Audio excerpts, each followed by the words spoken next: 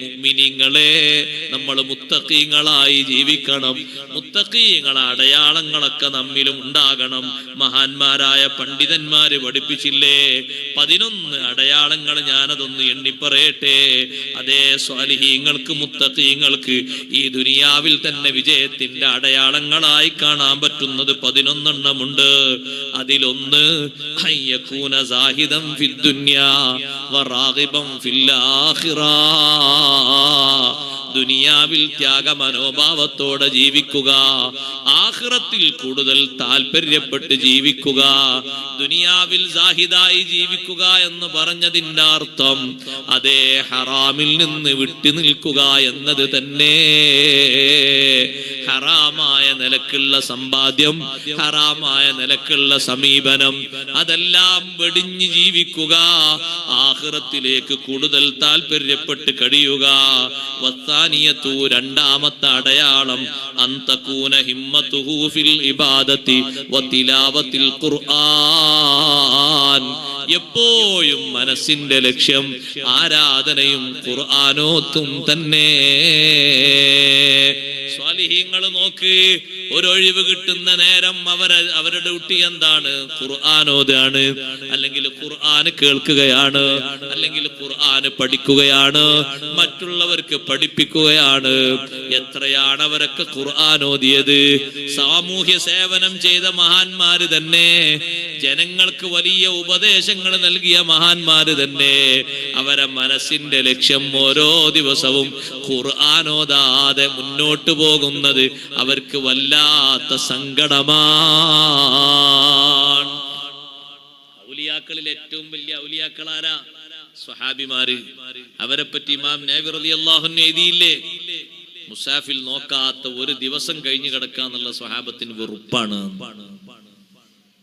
നമുക്കൊക്കെ പത്രം ഇല്ലാതിരിക്കണ സമയത്ത് എന്നും ഈ പത്രക്കാർക്ക് ഒരു ലീവാണെന്ന് പറയില്ല ആൾക്കാർ, ഒരു ചെറിയ വിഷമത്തോടു കൂടെ.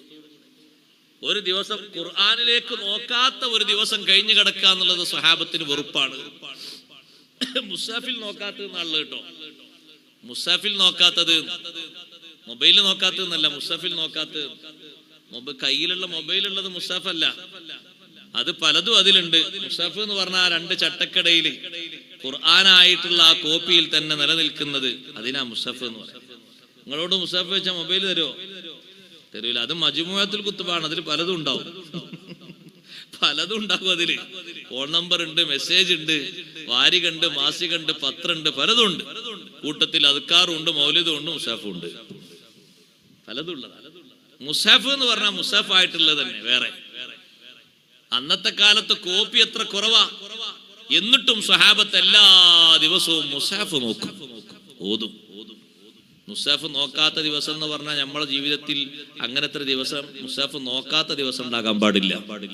നോക്കാത്തത് എന്ന് ഞാൻ പറഞ്ഞത് ഇമാം നബി റളിയല്ലാഹു അൻഹു അങ്ങനെ തന്നെ പറഞ്ഞതാണ്. അത് സ്ത്രീകളെയും കൂടി ഉൾപ്പെടുത്തിയിട്ടാണ്. സഹോദരിമാരിത് കേൾക്കുമ്പോൾ വിചാരിക്കണം നമ്മൾ രക്ഷപ്പെട്ടു പോയി. അങ്ങനെ ഓതാൻ പറ്റാത്ത ദിവസം അവർക്കും ഉണ്ട്, അല്ലേ? ഉണ്ട്. തൊടാൻ പറ്റാത്തത്, നോക്കാൻ പറ്റാത്തതുണ്ടോ? നോക്കാൻ പറ്റാത്തില്ല. വേറുള്ളവര് മറിച്ച് നോക്കിയാൽ മതിയല്ലോ. അതല്ലേ ജനാപത്തുകാരായ പെണ്ണുങ്ങളോട്, നിഫാസുകാരിയായ പെണ്ണുങ്ങളോട്, ഹൈലുകാരികളോടൊക്കെ ഇമാം നബി റളിയല്ലാഹു അൻഹു പറഞ്ഞു ഓതാൻ പറ്റൂല, ഹറാമല്ലേ. തൊടാൻ പറ്റൂല, പറ്റുമോ? പക്ഷെ നോക്കാൻ പറ്റുമല്ലോ. മഹാനവറുകൾ പറഞ്ഞു മുസഫിലേക്ക് നോക്കണം, നോക്കൽ ഇബാദത്താണ്. നോക്കിയിട്ട് ഖൽബ് കൊണ്ട് ഓതണം, നാവ് കൊണ്ട് ചലിപ്പിക്കരുത്. ഖൽബിൽ ഇങ്ങനെ ഓതുക, മനസ്സിൽ ഓതുക. സാധാരണ അരമണിക്കൂറൊക്കെ ഖുർആൻ ഓതുന്ന ഒരു പെണ്ണാണെങ്കിൽ അരമണിക്കൂർ ഇങ്ങനെ വരി വരിയായിട്ട് അങ്ങനെ നോക്കിയിട്ട് നാവനക്കാതെ ഖൽബ് കൊണ്ട് ഓതുക. ആ ടൈമിൽ അങ്ങനെയാണ് ഖുർആനോട് ടച്ച്. എന്നാലും നോട്ടം വിടരുത്. അപ്പൊ നോക്കാന്നുള്ളതെല്ലാവർക്കും കഴിയും. നോക്കണം. ഖുർആനോത്ത് വലിയൊരു ഹിമ്മത്താണ്. നമ്മുടെ ലക്ഷ്യത്തിന്റെ പ്രധാനപ്പെട്ട ഒരു മാർഗമാണത്. സുബ്ഹാനല്ലാഹ്, അള്ളാഹുവിലേക്ക് അടുത്ത മഹാന്മാര് മുഴുവനും അള്ളാഹുവിന്റെ കിതാബുകളുമായി വലിയ ടച്ചുള്ളവരാണ്. അഷ്റഫുൽ ഖൽഖ് മുഹമ്മദുർ റസൂലുള്ളാഹി സ്വല്ലല്ലാഹു അലൈഹി വസല്ലം തങ്ങളോട് മഹബ്ബത്ത് കാമിലാകണമെങ്കിൽ ഖുർആനിനോടുള്ള ഹുബ്ബ് വേണം. അതില്ലാതെ നടക്കൂല. ധാരാളം ഖുർആൻ ഓതുന്ന ആളുകൾക്ക്, വലിയ ബന്ധം സ്ഥാപിക്കുന്ന ആളുകൾക്ക് അത്തരത്തിൽ ആ മഹബ്ബത്തിലും വലിയ ഉയർച്ചയുണ്ടാകും. മൂന്നാമത്തെ കാര്യം പഠിപ്പിച്ചു, അയ്യകൂന ഖലീലൽ ഖൗലി ഫീമാ ലാ യഹ്താജു ഇലൈഹി, ആവശ്യമില്ലാത്തതിൽ വർത്തമാനം കുറക്കുന്ന ആളാണ്. ആവശ്യമില്ലാത്തതിൽ മിണ്ടി പറയൂല, ആവശ്യത്തിന് സംസാരിക്കും. ആവശ്യം കഴിഞ്ഞാലോ സംസാരം നിർത്തും. പാകത്തിന് മതി. അതൊരു വലിയ സൂക്ഷ്മത തന്നെയാണ്. നാലാമത്തെ കാര്യം, അയ്യകൂന മുഹാഫിളൻ അലസ്വലവാത്തിൽ ഖംസി, 5 നിസ്കാരങ്ങളും പതിവായി ശ്രദ്ധയോടെ പാലിക്കുന്ന ആളാണ്. അതില്ലാതെ വിജയിക്കാൻ കഴിയില്ല അല്ലേ? അതില്ലാതെ വിജയിക്കാൻ കഴിയില്ല. കാരണം വിജയികളുടെ അടയാളത്തിൽ ഖുർആൻ തന്നെ എണ്ണി പറഞ്ഞല്ലോ, വല്ലദീനഹും അലാ സ്വലവാത്തിഹിം യുഹാഫിളൂൻ. നിസ്കാരം പതിവായി കൊണ്ട് നടക്കുന്ന, എപ്പോഴെങ്കിലും നിസ്കരിക്കാന്നല്ല, പതിവായി നിസ്കാരം ശീലിക്കുന്ന ആളുകൾ ഒന്നും വിടാതെ. അതൊരടയാളമായിട്ട് തന്നെ എണ്ണി. 5ാമത്തെ അടയാളം എണ്ണി പറഞ്ഞു, അയ്യകൂന വരിഅൻ ഫീമാ ഖല്ല ഔ കസുറ മിനൽ ഹറാമി വശുബ്ഹാത്തി, ഹറാമായ സംഗതികളും ഹറാമോ ഹലാലോ എന്ന് തിരിച്ചറിയാത്ത വിഷയങ്ങളും വരുമ്പോ ചെറുതാകട്ടെ വലുതാകട്ടെ സൂക്ഷ്മത പുലർത്തുന്ന ആളാണ്. പലപ്പോഴും ഹറാമായ സംഗതികൾ വരുമ്പോ പലരും സ്വീകരിക്കുന്നുണ്ടല്ലോ എന്ന് കരുതിയിട്ട് നമ്മളും കൈനീട്ടിപ്പോകരുത്. പലരും ചെന്ന് ചാടി കുടുങ്ങിയിരിക്കുന്ന വലിയൊരു ഹറാമാണ് റിബ, പലിശ എന്ന് പറയുന്നത്. എത്രയോ ആളുകൾ, ചെറിയ ആളുകൾ മുതൽ വലിയ ആളുകൾ വരെ കുടുങ്ങി കുടുങ്ങി കുടുങ്ങി കഴിഞ്ഞിരിക്കുകയാണ്. ഇനിയിപ്പോ ആകെ ഒരു ലോണ് വെക്കാത്ത ഒരു സംഗതിയും കൂടി ഉള്ളു. എന്താ അറിയോ? എന്താ? വീടൊക്കെ ലോണായി, വാഹനവും ലോണായി, പറമ്പു ലോണായി, അവനാന്റെ ബോഡി ഞാൻ അതും കൂടെ പണയത്തിന് വെക്കാത്തുള്ളൂ. ബാക്കിയൊക്കെ ആയി. എന്താകാത്ത? ലോണിന് എന്താ കിട്ടാത്തത്? വാഹനം കിട്ടൂലേ? കിട്ടും. വീട് കിട്ടൂലേ? കിട്ടും. കച്ചവടം കിട്ടൂലേ? ബിൽഡിംഗ് കിട്ടൂലേ? വേണമെങ്കിൽ ഇനി പെണ്ണും കിട്ടാൻ മതിയാവും. ഇനി കിട്ടുമെന്നുള്ള അറിയില്ല.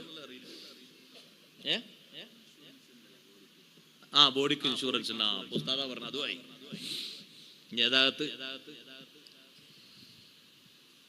ബോഡിക്ക് ഇൻഷുറൻസ്, അതിന്റെ രേഖ പൂർത്തിയാകുന്നതിന് മുമ്പ് ആള് കാലിയായിട്ടുണ്ടെങ്കിൽ അതും പോയി. എന്തൊരു കഥയാ! എന്തിനൊക്കെയാണ് ആളുകൾ, സഹോദരങ്ങളെ, ഒരു പാകത്തിനുള്ള വീട് ഒരാൾ എടുക്കാൻ ഉദ്ദേശിക്കുമ്പോഴേക്ക് അവന്റെ ഏറ്റവും വലിയ കൂട്ടുകാരനായിരിക്കും ഏറ്റവും വലിയ ശൈത്താൻ മോൻ വന്നിട്ട് പറയും, ഏതായാലും വീട് എടുക്കല്ലേ, രണ്ടാമത് ഇനി ഒന്ന് പണിയെടുക്കണ്ടല്ലോ, ഏതായാലും നിങ്ങൾ എടുക്കല്ലേ, കുറച്ചുകൂടി അങ്ങോട്ടും ഇങ്ങോട്ടും, അല്ല നീ തരൂ കാശ്. അത് ഘട്ടം ഘട്ടമായിട്ട് എടുത്താൽ പോരെ. എല്ലാവരും ഇപ്പൊ അങ്ങനെയല്ല. മറ്റേ ആൾ കണ്ടില്ല അവിടെ എടുത്തത്, ഇവിടെ എടുത്ത്. വേറെ ആളതൊന്നും നമ്മളോട് പറയേണ്ട ആവശ്യമില്ല. പാകത്തിന് പറ്റുന്ന രൂപത്തിൽ എടുത്താ പോരെ. പിന്നെ പലർക്കും ഒരു നിശ്ചയമാണ്, യുദ്ധകാലാടിസ്ഥാനത്തിൽ പൂർത്തിയാകണം വീടൊക്കെ, അല്ലെങ്കിൽ ഒരു കുറവാണ്. വർഷങ്ങളെടുത്ത് വീട് പൂർത്തിയാക്കി എത്ര മഹാന്മാരുണ്ടെന്ന് പറയും. വർഷങ്ങൾ എടുത്തിട്ട് 15 വർഷം 20 വർഷമൊക്കെ എടുത്തിട്ട് അത്രേ അതിലേക്ക് അവർക്ക് ശ്രദ്ധ ഉണ്ടായിട്ടുണ്ട്. പിന്നെ ആളുകളൊക്കെ പറഞ്ഞു, അല്ല കുട്ടികളെ കല്യാണമൊക്കെ ആക്കാനായി ഇവർക്ക് താമസിക്കാൻ എന്തെങ്കിലും സ്ഥലം, അത് വേണല്ലേ, നാ ഒന്ന് റെഡിയാക്കാം. അപ്പോഴാണ് അവർക്ക് അതിലേക്കുള്ള ചിന്ത. അതുവരെ ദീനീ വിഷയങ്ങളിലും അള്ളാഹുവിന്റെ വജുഹിന് വേണ്ടിയും ഓടി നടക്കലും ചെലവാക്കലും അതന്നെയായിരുന്നു പണി. വീട് നീട്ടിയെടുക്കാൻ പറഞ്ഞപ്പോ ഇവൻ ആകെ ഉദ്ദേശിച്ചിരുന്നത് ഒരു 800 അല്ലെങ്കിൽ ഒരു 900 750 ഒരു ചെറിയ സ്ക്വയർ ഫീറ്റിൽ ചെറിയ പാകത്തിൽ അങ്ങനെ ഒപ്പിച്ചു പോകാൻ. അപ്പോഴാണ് ഇവന്റെ കൂട്ടുകാരനായ ശൈത്താൻ വന്നിട്ട് പറഞ്ഞു, ഏതായാലും എടുക്കല്ലേ, ഒരേ തറല്ലേ, ചെറിയൊരു പൈസയല്ലേ വരുള്ളൂ, ഒന്ന് നീട്ടിക്കോ, ഒരു 1500 അവൻ നീട്ടി. എത്ര വർഷ സഹോദരങ്ങളെ, 15, 25, 35 വർഷങ്ങൾ പലിശ അടിച്ചിട്ട് തീർക്കാൻ കഴിയാതിരുന്നപ്പോ അവസാനം അവൻ അങ്ങ് പണിയായി. ജപ്തി നോട്ടീസ് വന്നു, വീടും ലേലത്തിന് വെച്ചു, കുടുംബം പെരുവഴിയിലായി. നേരത്തെയുള്ള 800-ന് 500-ന് 750-ന് ഒരു കുഴപ്പമില്ലായിരുന്നു. അവന്റെ ഒറ്റ കൂട്ടുകാരന്റെ നിർദ്ദേശം കേട്ട് അവൻ പേച്ചുപോയി. സൂക്ഷ്മത പാലിക്കണം. ഹറാമോ ഹലാലോ തിരിച്ചറിയാത്ത വിഷയങ്ങൾ അത് ഏറ്റെടുക്കാൻ നിൽക്കണ്ട. അത് വേണ്ട, ദഹിച്ചു കിട്ടൂല, കുറച്ച് പ്രയാസം അല്ലേ. ആളുകളൊക്കെ അവകാശപ്പെട്ടവരാണോ അല്ലെന്നും വേണ്ട, കിട്ടുന്നിടത്ത് ആളുകൾക്ക് ഭയങ്കര താല്പര്യം. അത് ഭയങ്കരമാണ്. അത് വേറൊരു അടയാളാണ്, പരാജയത്തിന്റെ അടയാളത്തിൽ എണ്ണുന്നുണ്ട്. അങ്ങനെ കിട്ടുന്നതിൽ അവകാശികളാണോ അല്ലെന്ന് നോക്കണ്ട, കിട്ടോ, അതിന് വല്ല വകുപ്പുണ്ടോ, റെഡി. കിട്ടാൻ വല്ല ചാൻസും ഉണ്ട്. ആ ചാൻസ് ഉണ്ട്. ചെറിയൊരു തിരിമറി നടത്തണം. അവിടെ പ്രശ്നം. ചെറിയൊരു തിരിമറി നടത്തണം. എന്ത്? നിങ്ങൾക്ക് വരുമാനം എത്ര കാണിച്ചാ കിട്ടൂല. അപ്പോഴോ അല്ലാഹു തആല തന്ന വരുമാനം ഇനി പറ്റ കുറച്ച് എഴുതി കൊടുക്കണം. എങ്ങനെയാണ് ഒരു മനുഷ്യൻ അങ്ങനെ തോന്നുക? ഒന്ന് ആലോചിച്ച് നോക്ക് നിങ്ങൾ. അല്ലാഹു തആല ഒരു മനുഷ്യന് ഒരു വാർഷിക വരുമാനമായിട്ട്, ഞാനൊരു ഉദാഹരണം പറയട്ടെ, വാർഷിക വരുമാനമായിട്ട് ഒരു മനുഷ്യന് അല്ലാഹു തആല 1,00,000 രൂപ കൊടുക്കുന്നു കൂട്ടിക്കോളൂ. അയാളങ്ങനെ ഓരോ ദിവസത്തെ കണക്കൊക്കെ അങ്ങനെ കൂട്ടിയിട്ട് ചെലവ് കൂട്ടിയിട്ട് അങ്ങനെ കിട്ടുന്നു. ഒരു മാസം അയാൾക്ക് ഒരു 20,000 25,000 ശമ്പളമൊക്കെ വെച്ച് ഇങ്ങനെ കൂട്ടിയിട്ട് 1,00,000 1,50,000 2,00,000 കിട്ടുന്നു. ഒരു മാസത്തെ ഒരു നിത്യ വരുമാനം എന്നുള്ള ആൾക്ക് കൂട്ടി നോക്കുമ്പോൾ ഒരു 10,000 കിട്ടുന്നു സാധാരണ രൂപത്തിൽ കൂട്ടിക്കോളൂ. എത്ര ഇയാൾ എഴുതി വെക്കണേ? എത്രയാള് വാർഷിക വരുമാനം എഴുതി വെക്കുന്നത്? വാർഷിക വരുമാനം 30,000. അതിന്റെ മേലോട്ട് കണക്ക് ചെയ്താൽ നിങ്ങൾക്ക് ഇത് കിട്ടൂല. ഈ കാർഡും കിട്ടൂല, ഈ ഇൻഷുറൻസ് കിട്ടൂല, മറ്റേത് കിട്ടൂല. അപ്പൊ അതിനനുസരിച്ച് നുണ എഴുതണം. അല്ലാഹു തആല കൊടുത്ത നിയമത്തിനെ പറ്റ നിഷേധിച്ചുകൊണ്ട് അതൊരു ഭാഗത്ത് നല്ല തിന്നുന്നുണ്ട്, മറ്റൊരു ഭാഗത്ത് നിഷേധിച്ചിട്ട് വേറൊരു ഭാഗത്തൂടെ വാങ്ങാം. എന്തൊരു കഠിനാധ്വാനം ആളുകൾ നടത്തുന്നതല്ലേ. വരുമാനം കുറച്ചാൽ മതി, അത് പ്രശ്നമല്ല. അല്ലെങ്കിൽ വേറെ രൂപത്തിലേക്ക് മാറ്റിയാൽ മതി, കുഴപ്പമില്ല. എന്നാ സംഗതി ശരിയാവും. അങ്ങനെയല്ലേ ആളുകൾ പറഞ്ഞു. അതിനനുസരിച്ചാണ് ആളുകൾ വന്ന് ചോദിക്കുന്നതും. എന്റെ വീട്ടിലൊരു ഉദ്യോഗസ്ഥൻ വന്നപ്പോ എന്നോട് പറഞ്ഞു, ഉസ്താദേ, നിങ്ങൾക്കിപ്പോ ഈ കാർഡ് കൊണ്ട് നിങ്ങൾക്ക് ആകെ കുറഞ്ഞ അരിയെ കിട്ടുള്ളൂ, റേഷൻ കടയിൽ കുറച്ചേ കിട്ടുള്ളൂ. അങ്ങനെ കാർഡ് മുന്തിയ കാർഡ്. മുന്തിയ കാർഡില് ജീവിക്കാൻ അല്ലാഹു തആല തൗഫീഖ് തന്നില്ലെങ്കിൽ അങ്ങനെ ജീവിക്കണം. കിട്ടുന്നിടത്ത് മുഴുവൻ നമ്മള് ഫക്കീറന്മാര്, കിട്ടുന്നിടത്തൊക്കെ നമ്മള് ഫക്കീർ മിസ്കീന്, കൊടുക്കുന്നിടത്ത് നമ്മൾ പ്രാരാബ്ധക്കാരും. ഇങ്ങനെ ആയാൽ ശരിയാകൂ? അപ്പൊ എന്നോട് പറഞ്ഞു, ഇതല്ല വേറെ രൂപത്തിലേക്കാക്കി മാറ്റാം. ഈ കൂടുതൽ കിട്ടുന്ന കാർഡിന്റെ നിറയതാ വെള്ളേ ചോപ്പോ ഏതാണ്? ഇവിടെ കാർഡൊന്നുമില്ലേ? ഇവിടെ എല്ലാവർക്കും ഇഷ്ടംപോലെ കൊടുക്കലാ. ചുവപ്പ് മഞ്ഞ. ചുവപ്പ് മഞ്ഞ അതൊന്നാക്കി മാറ്റാം. അപ്പൊ ഞാൻ അയാളോട് ചോദിച്ചു, വെറുതെ അറിയാൻ വേണ്ടിട്ട്, അതിനെന്താ മാർഗം? അതിന് ഇപ്പൊ 1-2 വിഷയങ്ങൾ നമ്മൾ തിരുത്തേണ്ടി വരും. എന്താ തിരുത്തേണ്ടത്? ഉസ്താദിന്റെ പേരിലുള്ള വണ്ടിയില്ലേ, ആ വണ്ടി അത് ഉസ്താദിന്റെ പേരിൽ നിന്ന് മാറ്റിയിട്ട് പതുക്കെ പെണ്ണുങ്ങളെ പേര് കാക്കണം. പിന്നെ നിങ്ങൾ തൽക്കാലം ഈ നിയമപരമായിട്ടുള്ള കാർഡ് തന്നാ മതി. മറ്റേത് ദഹിക്കൂല, ഉള്ളിൽ അങ്ങനെ ജീർണിക്കാതെ കിടക്കും. അത് വേണ്ട. അത് 20 കിലോനും വേണ്ട, 30 കിലോനും വേണ്ട, 40 കിലോനും വേണ്ട. അർഹതപ്പെട്ടത് മതി. അതാണ് സന്തോഷത്തോടെ സ്വീകരിക്കേണ്ടത്. മുമ്പ് നമ്മളെ നാട്ടിൽ നിന്ന് ഒരു 3-4 ഫക്കീറന്മാര് പറ്റ ദരിദ്രരാണ്. അവർക്ക് മുന്തിയ കാർഡാണുള്ളത്. അപ്പൊ അതൊക്കെ ഒന്ന് മാറ്റാനുള്ള അവകാശം ഉണ്ട് അവർക്ക്. ആ അവകാശവും അതിന്റെ സർട്ടിഫിക്കറ്റ് ഒക്കെ ആയിട്ട് അവർ ചെന്ന് നോക്കുമ്പോ ആ നാട്ടിലെ വലിയ ലക്ഷപ്രഭുക്കൾ വന്നിട്ടുണ്ട്. എന്തിന്? അവരുടെ കാർഡ് നേരെ കൂടുതൽ കിട്ടുന്ന കാർഡാക്കി മാറ്റാൻ വേണ്ടി. അപ്പൊ ഈ ഫക്കീർമാർ തീരുമാനിച്ചു, എന്നാ നമ്മളേത് കൂടി അവരെടുത്തോട്ടെ, നമ്മൾ പോകുക. അവർക്കങ്ങ് തേഞ്ഞോട്ടെ. അവരെ പറമ്പിൽ അടക്കയും തേങ്ങയും വലിച്ചാൽ തന്നെ അവരെ കുടുംബം മൊത്തം ജീവിച്ചാലും ബാക്കിയാണ്. ബാക്കിയുള്ള ശമ്പളം കാര്യങ്ങളൊക്കെ പിന്നെ വേറെ. അങ്ങനെ ആകാൻ പാടില്ല. അലച്ചയാണ് സത്യത്തിൽ. ഹറാമും ഹലാലും കലർന്ന വിഷയത്തിൽ നമ്മൾ സ്വീകരിക്കരുത്. സഹോദരിമാരോടും ഞാനത് പ്രത്യേകം ഓർമ്മപ്പെടുത്തട്ടെ. നിങ്ങളുടെ കൂട്ടായ്മ എന്ന അർത്ഥത്തിലും പലപ്പോഴും കാശ് സ്വരൂപിച്ചുകൊണ്ട് ഒരു കൂട്ടായ്മയുണ്ടാക്കിയിട്ട് അതിലും പലിശ വളർത്തുന്ന സ്വഭാവങ്ങൾ പലയിടങ്ങളിലും ഉണ്ട്. ഉമ്മമാര്, സഹോദരിമാര് നല്ല ജാഗ്രതയോടെ ശ്രദ്ധിക്കണമെന്ന് മാത്രം വിതരണത്തിൽ ഞാൻ ഓർമ്മപ്പെടുത്തുന്നു. ചെറുതാണെങ്കിലും വലുതാണെങ്കിലും വേണ്ട. 6ാമത്തെ അടയാളം അന്തകൂന സുഹബത്തുഹു മഅസ്സാലിഹീൻ, സഹവാസം സജ്ജനങ്ങളോട് കൂടെയാണ്.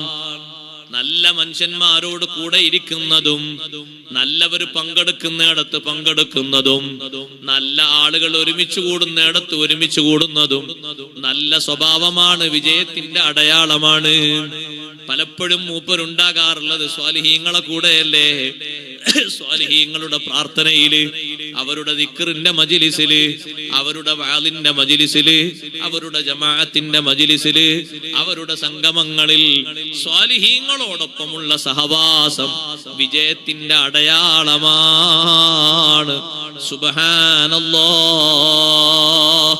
എത്രയോ മോശപ്പെട്ട ആളുകൾ സ്വാലിഹീങ്ങളോടൊപ്പം കൂടിയിട്ട് അവരോടൊപ്പം കൂടിയിട്ട് നന്നായി പോയി, നല്ല ആളുകളായി മാറിപ്പോയി. എത്ര കള്ളന്മാര്, എത്ര കൊള്ളക്കാര്, എത്ര മദ്യപാനികൾ സ്വാലിഹീങ്ങളോടൊപ്പം വന്ന് താമസിച്ചു, അവരുടെ കൂടെ നടന്നു, അവരുടെ ഉപദേശങ്ങൾ കേട്ടു.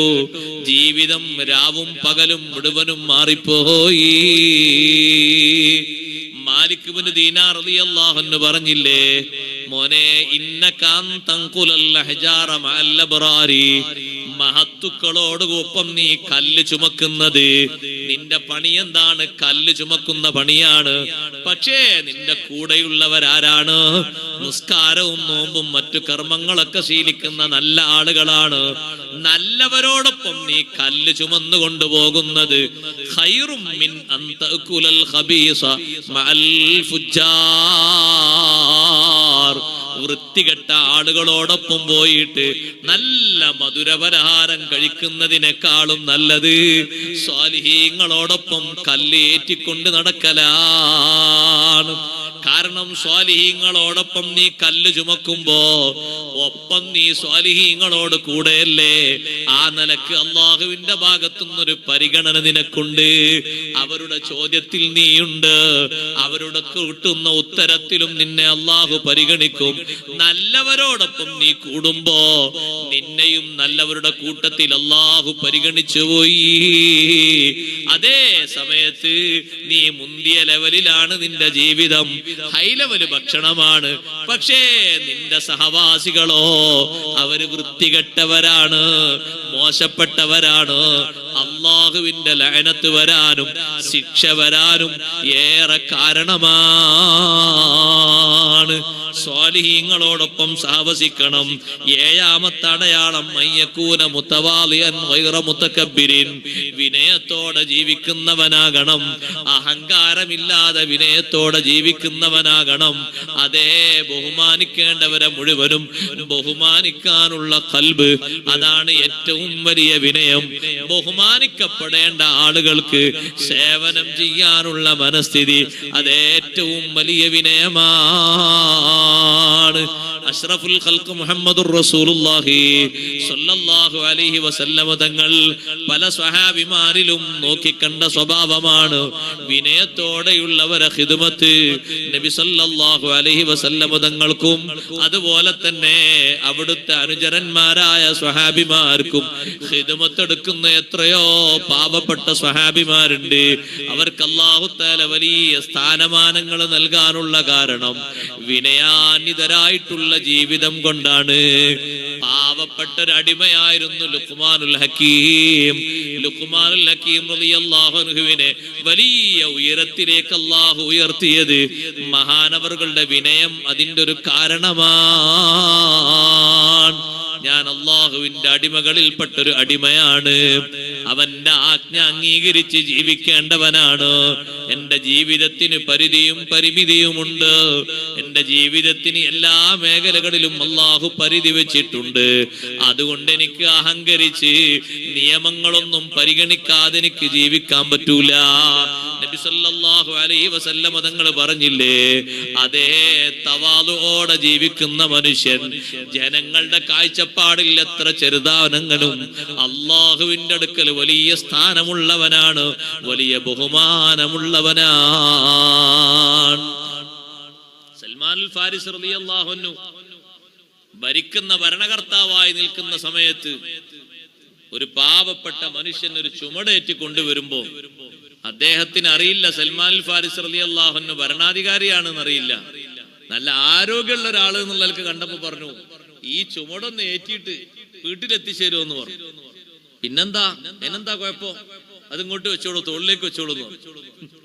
തോളിലേക്ക് വെച്ചിട്ട് മഹാനവർകൾ ഏറ്റി അങ്ങനെ കൊണ്ടുപോകുമ്പോ പരിചയമുള്ള ആളുകൾ എടുത്തെത്തിയപ്പോ ആളുകൾ പറഞ്ഞു, നമ്മളെ അമീർ, നമ്മളെ ഭരണാധികാരി അതാ തോളിൽ എന്തോ ചുമട് കയറ്റി വരുന്നത്, തൊര്യക്കൂലിൽ അമീർ, തൊര്യക്കൂലിൽ അമീർ, എല്ലാരും വഴിമാറിക്കൊടുക്കുക.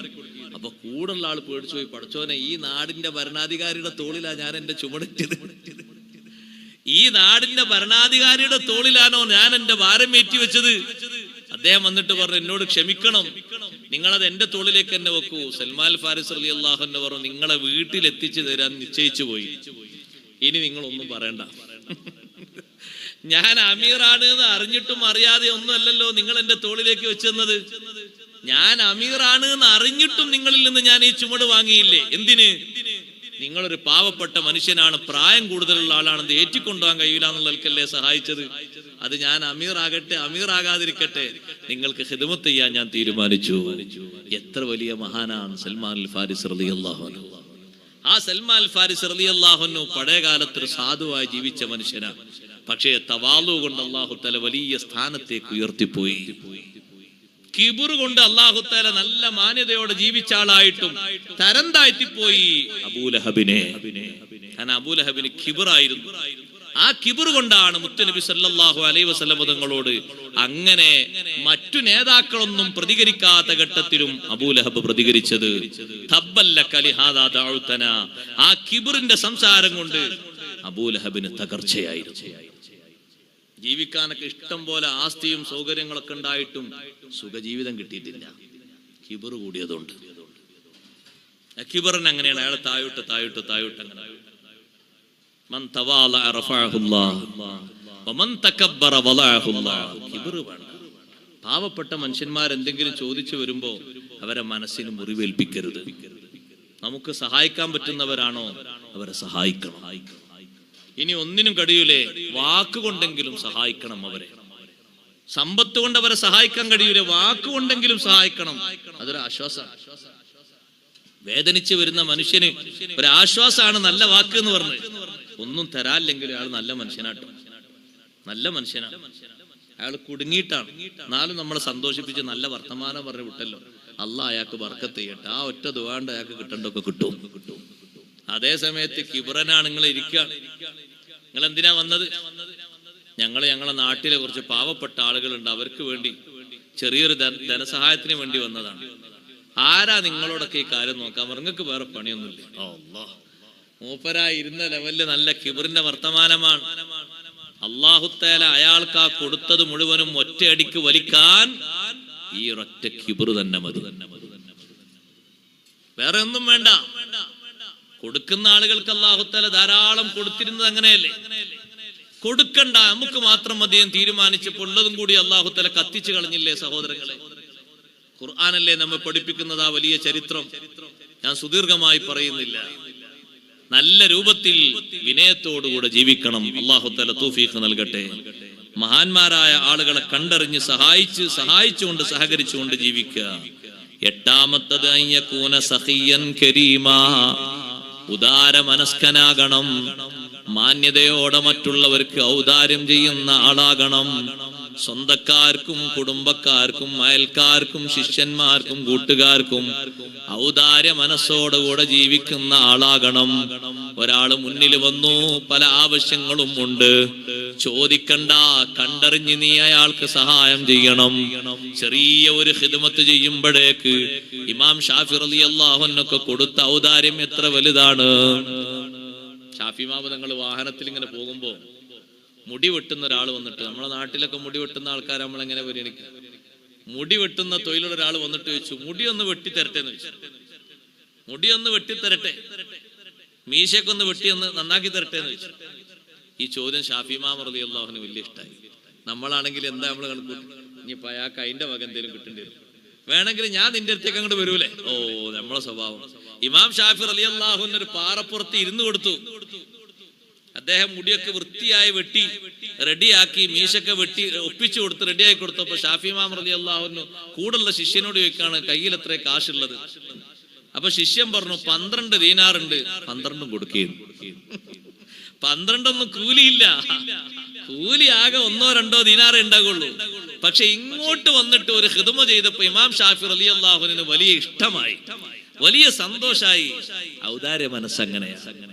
അയാൾ നമ്മളെ ഒരു സുന്നത്തിൽ സഹായിച്ചില്ലേ, അതുകൊണ്ട് അയാൾക്കൊരു സഹായം കൊടുക്കുക, അതല്ലേ വേണ്ടത്. അയാളെ ഒന്ന് സഹായിക്കുക. അങ്ങനെ സഹിയായി ജീവിക്കണം. അല്ലാഹു തആല തൗഫീഖ് നൽകട്ടെ.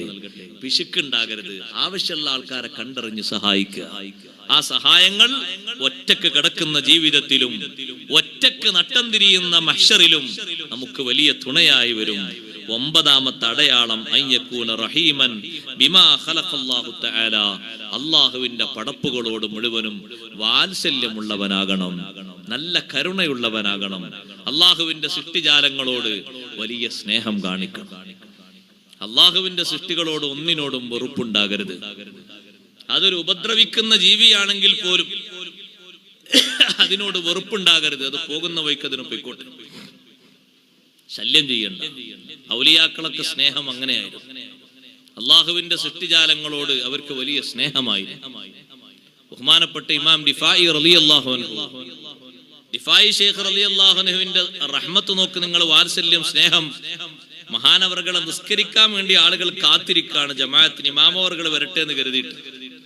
പടച്ചോനെ, നിസ്കരിക്കാൻ ജമാഅത്തിന് ആളുകൾ കാത്തു നിൽക്കുന്നു.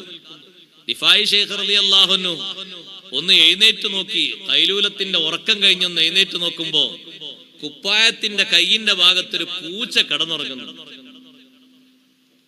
ഞാനിപ്പോ ഈ കയ്യും കുടഞ്ഞ് എഴുന്നേറ്റ് പോയാൽ പൂച്ചയുടെ ഉറക്ക ശല്യമായി പോകുമല്ലോ എന്ന് കരുതിയിട്ട് പൂച്ച ഉറങ്ങുന്ന ആ ഭാഗം ഒരു കത്രിക കൊണ്ട് അങ്ങനെ കട്ട് ചെയ്ത് വെച്ച് ബാക്കിയുള്ള വസ്ത്രം കൊണ്ട് ഇമാം ദിഫായി ശൈഖ് റളിയല്ലാഹു അൻഹു നിസ്കരിക്കാൻ പോയി.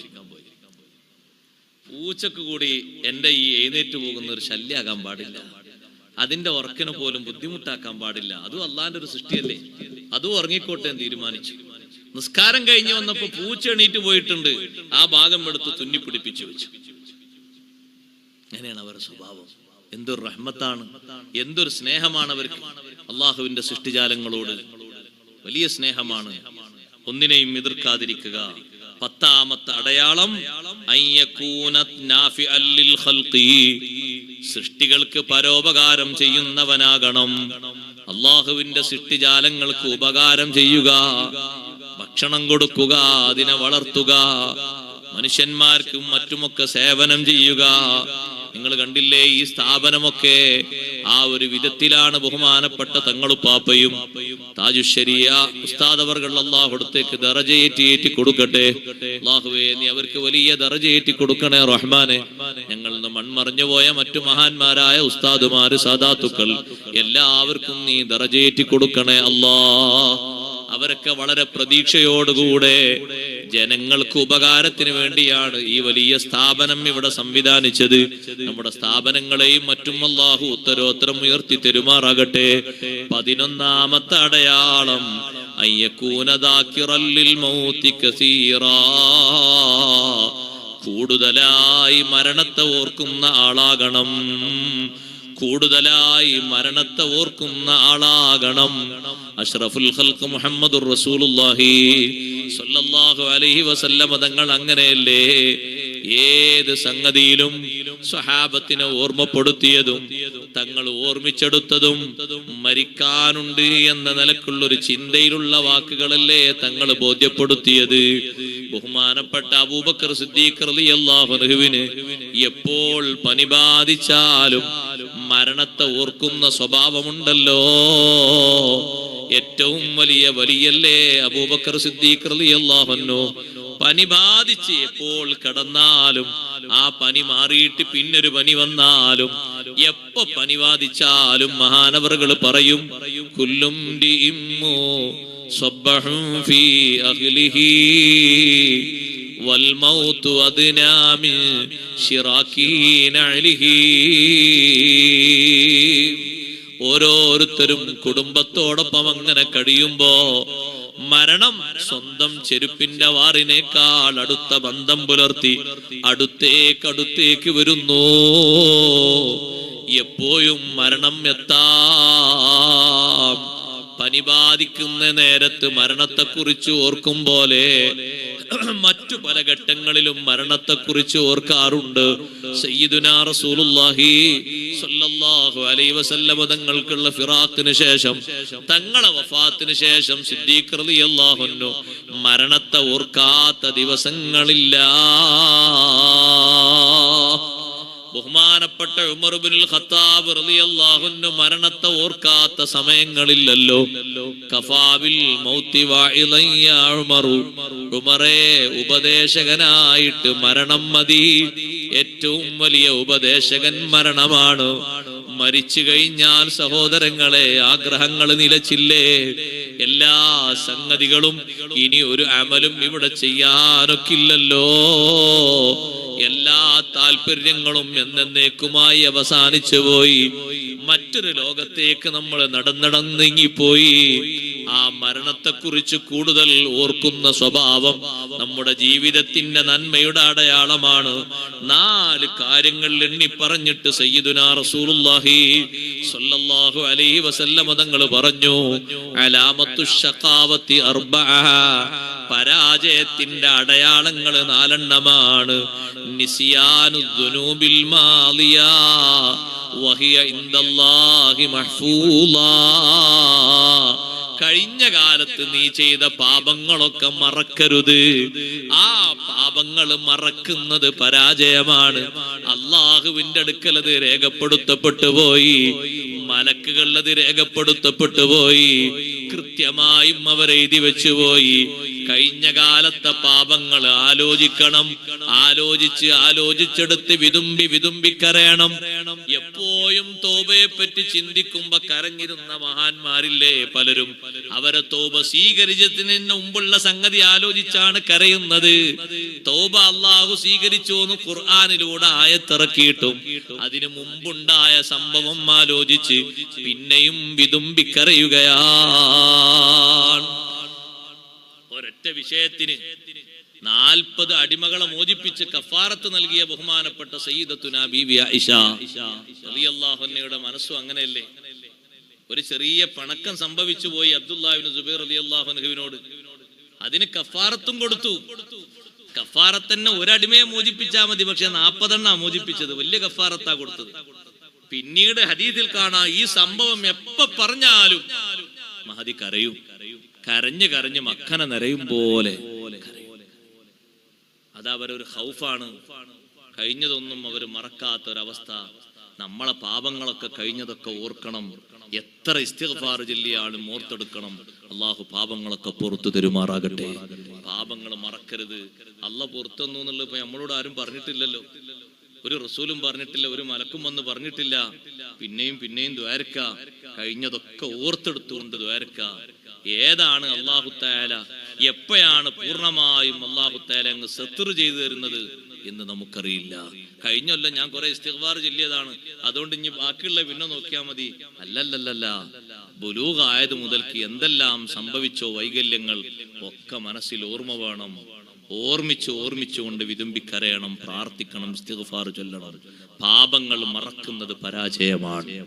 നിസ്യാനു ദുനൂബിൽ മാളിയ, നബി സല്ലല്ലാഹു അലൈഹി വസല്ലം 4 എണ്ണം എണ്ണി പറഞ്ഞതിൽ ഒന്നതാണ് അള്ളാഹു രേഖപ്പെടുത്തിയ ദോഷങ്ങളൊക്കെ നീ മറന്നുപോയി. രണ്ടാമത്തത് ദിക്റുൽ ഹസനാത്തിൽ മാളിയ, കഴിഞ്ഞകാല നന്മകൾ നീ ഓർത്തെടുക്കുകയാണ്. വലായദിരി അഖുബിലത്ത് അംറുദ്ദത്ത്, അത് സ്വീകരിക്കപ്പെട്ടോ അല്ല നിന്നിലേക്ക് മടക്കപ്പെട്ടോ എന്ന് നിനക്കറിയില്ല. നന്മകൾ പലതും നീ ഓർത്തെടുക്കുകയാണ്. സ്വീകരിക്കാൻ വേണ്ടി അള്ളാഹിനോട് ദ്വാരക്കണം. കഴിഞ്ഞകാല നന്മകളൊക്കെ ലാക്കാക്കിക്കൊണ്ട് ജീവിക്കരുത്.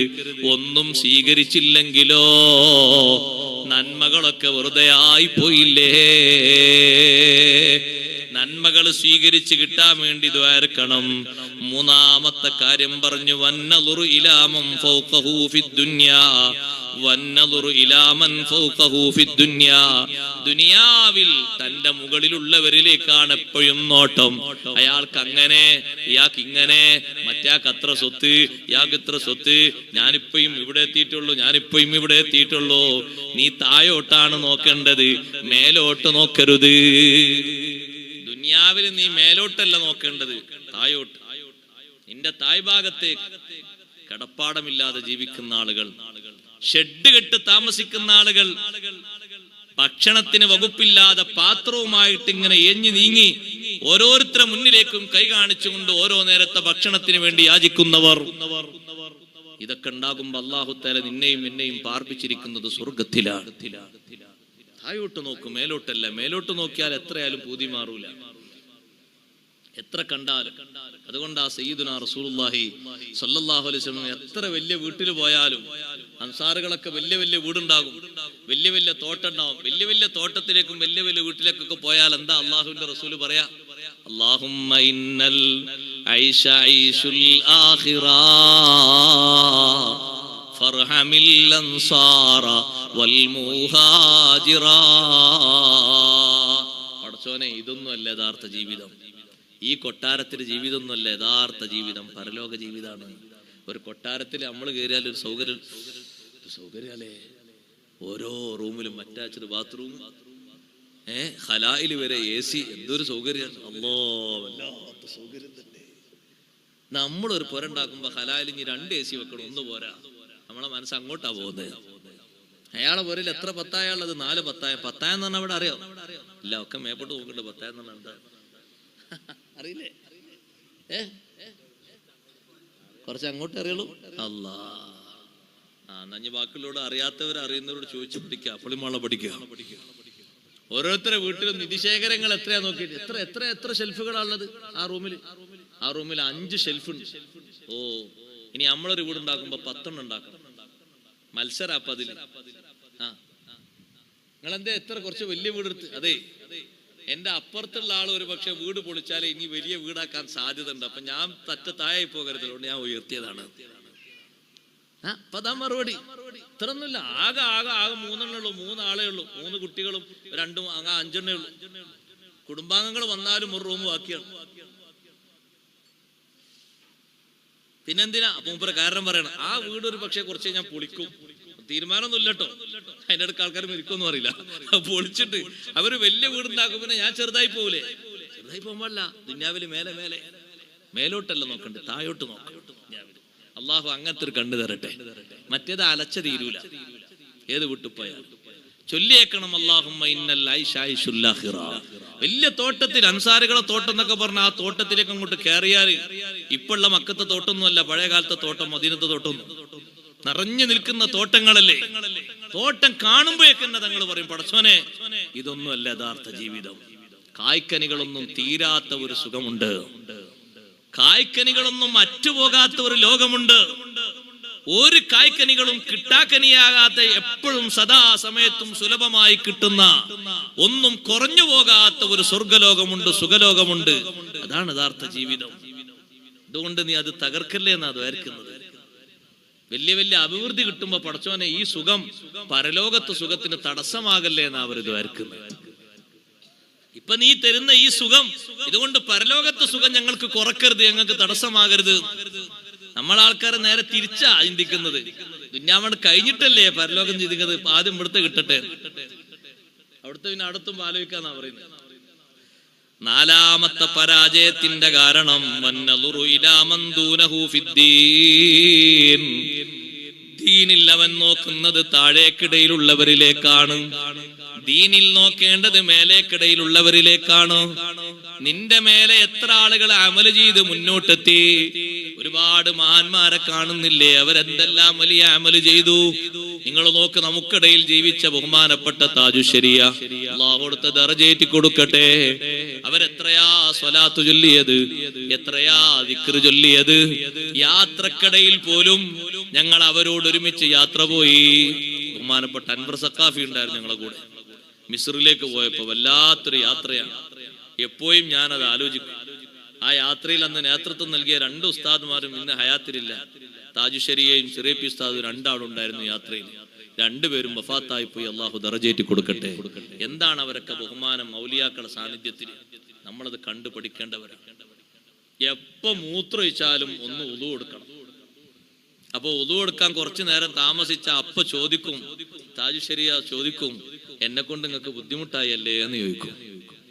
നമുക്കെന്ത് ബുദ്ധിമുട്ട്, യാത്രക്കാർക്ക് എന്ത് ബുദ്ധിമുട്ട്? അവര് സന്തോഷത്തോടെ കാത്തിരിക്കല്ലേ. പക്ഷെ എപ്പോഴും ആ സുന്നത്ത് പാലിച്ച്, എപ്പോഴും മൂത്രമൊഴിച്ചാലും ഉളു എടുത്ത് ദായിമുൽ ഉളു ആയിട്ടുള്ള ജീവിതം, അതൊക്കെ അനുഭവിക്കുമ്പോൾ തന്നെ ഒരു സുഗന്ധമാണ് സഹോദരങ്ങളെ. അവരെ അമല നമ്മളൊക്കെ നോക്കേണ്ടത്, അവരെ സൂക്ഷ്മത, അവര് സ്വലാത്തും ദിക്റും ഖുർആനോത്തും ദായിമാക്കിയത്, ആദർശരംഗത്ത് അടിയുറച്ചു നിന്നത്, നമുക്കത് മാതൃകയാണ്. എപ്പോഴും നമ്മളത് പകർത്തേണ്ടവരാണ്. വളരെ വിനയത്തോടെയുള്ളവരുടെ ജീവിതം നമ്മൾ പകർത്തേണ്ടതാണ്.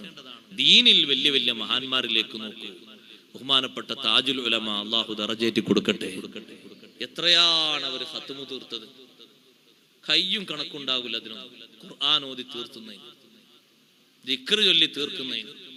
വാഹനത്തിൽ കയറിയിട്ട് എന്തെങ്കിലും ഒന്ന് സംസാരിക്കാനൊരു സമയം കിട്ടട്ടെ എന്ന് എഴുതിയാൽ സമയം കിട്ടൂല. പിന്നെ ആ വാഹനത്തിൽ നിന്ന് ഇറങ്ങലും വേറെ പരിപാടിക്ക് പോലെ ഉണ്ടാവും. കാരണം അത് ചൊല്ലി തീർന്നിട്ടല്ലേ എന്തെങ്കിലും ഒന്ന് പറയാൻ പറ്റുള്ളൂ. ചൊല്ലി തീരണ്ടേ? ചൊല്ലി തീരാൻ നിർത്താൻ തോന്നണ്ടേ? അവരങ്ങനെ ചൊല്ലുകയാണ്, അങ്ങനെ ഓതുകയാണ്. ഔറാദ് തെറ്റാൻ പാടില്ല. തെറ്റിയാ പിന്നെ ചൂടാവും. അതവരൊരു പതിവാണ്. ദിനേനുള്ള ഔറാദ് 1-2 മണിക്കൂറുള്ള ഔറാദ് ഒന്നും തെറ്റാൻ പാടില്ല. അതിന്റെ ഇടയിൽ ആരും കയറിക്കൂടി സംസാരത്തിന് വരാൻ പാടില്ല. ഒരു ചിട്ടയാണ് അതൊക്കെ. നമ്മൾ എന്തെങ്കിലും ഒരു ഫംഗ്ഷൻ വരുമ്പോഴേക്ക് ഔറാദ് തന്നെ അന്ന് മറന്നുപോയി. എന്തെങ്കിലും ഒരു ചെറിയ വിഷയം വരുമ്പോഴേക്ക് എന്നും പതിവായിക്കൊണ്ടിരുന്ന ഓത്തും ചെറിയ ഹദ്ദാദൊക്കെ വിട്ടുപോയി. അവർ കണിശമായതൊക്കെ പാലിച്ചുകൊണ്ട് നടന്നു. ദീൻ അവർ നോക്കി പഠിക്കണം. മുൻഗാമികളെ നോക്കിയിട്ട് ദീനിലേക്ക് പോകണം. അവരൊക്കെ സന്തോഷത്തോടെ പോയത് അങ്ങനെയാണ്. അമലാണ് അവരുടെ ഏറ്റവും വലിയ സൗന്ദര്യം. അല്ലാഹു തആല തൗഫീഖ് നൽകട്ടെ. നബി സല്ലല്ലാഹു അലൈഹി വസല്ലം പഠിപ്പിച്ച പരാജയത്തിന്റെ 4 കാരണങ്ങളിൽ ഒന്നും നമ്മിൽ ഉണ്ടാകരുത്. അല്ലാഹു തആല വിജയികളെ കൂട്ടത്തിൽ നമ്മെ എല്ലാവരെയും ഉൾപ്പെടുത്തി അനുഗ്രഹിക്കുമാറാകട്ടെ. നമ്മുടെ ഈ സദസ്സ് അല്ലാഹു ഖബൂലാക്കി തരട്ടെ.